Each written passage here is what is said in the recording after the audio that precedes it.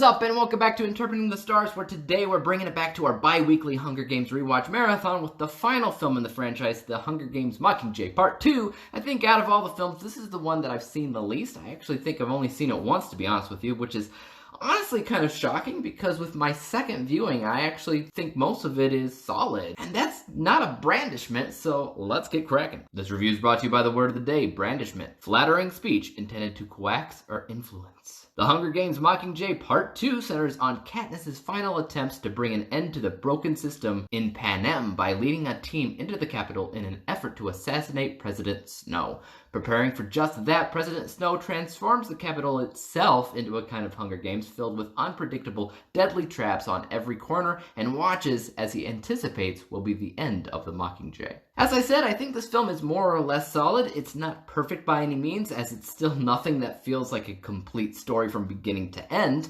It's particularly the beginning of the film that just feels like a continuation, like they were in the middle of a sentence when part 1 ended, and they finished it when this film began. It's not exactly like that, but it's ultimately what it felt like to me. So I don't really think it had the best introduction, but as a whole, this film felt more like what I wanted to see out of the first part. That is, it feels like a Hunger Games movie. PETA is in a majority of this film, and there's actually a sort of Hunger Games in the movie. The first part had a lot of introduction, a lot of setup, no Hunger Games, and barely any PETA. The only thing it really had going for it that this film kind of lacked in was that feeling of hope and inspiration. That wasn't really in this movie so much, which is why they needed to make both parts one movie. I can't say that enough, because no matter how good either part is, neither will ever feel like a complete puzzle, and neither can ever be perfect. And I honestly questioned if I wouldn't have given the film a perfect score if it wasn't split into two parts and it was just one thing. But it's important to note a few things in each of my rating categories. So when it comes down to the people category, this film definitely felt like it handled these characters' roles better than the first part. They finally felt like they belonged and were there for a specific reason this time around. So everyone actually felt important, and they all had differing skills which they used to their advantage while they were on this mission. If you recall, most of these characters sat around in part 1 and maybe spoke, maybe they didn't, but they actually contributed to the film in part 2. I also have the writing category scored the lowest out of all scored categories for this film, which makes complete sense.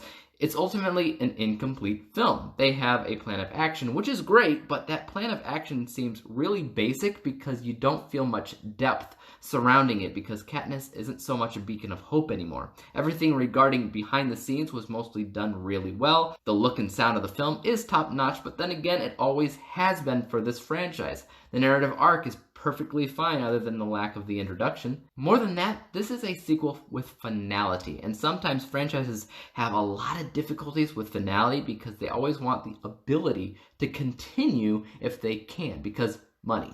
But there was a true sense of finality in this film, a sense that we are done. I mean, we're not completely done because there's a prequel book coming out, which certainly means we'll probably get a Hobbit treatment with 3 more films, but that's besides the point. The point is that Mockingjay Part 2, it's good, it's fun, it changes things up and answers a question people may have been having from the first film. There's a lot to love about this film, there really, really is. I just personally wish it had more of the soul of the other films when it came down to inspiration and hope and doing the right thing.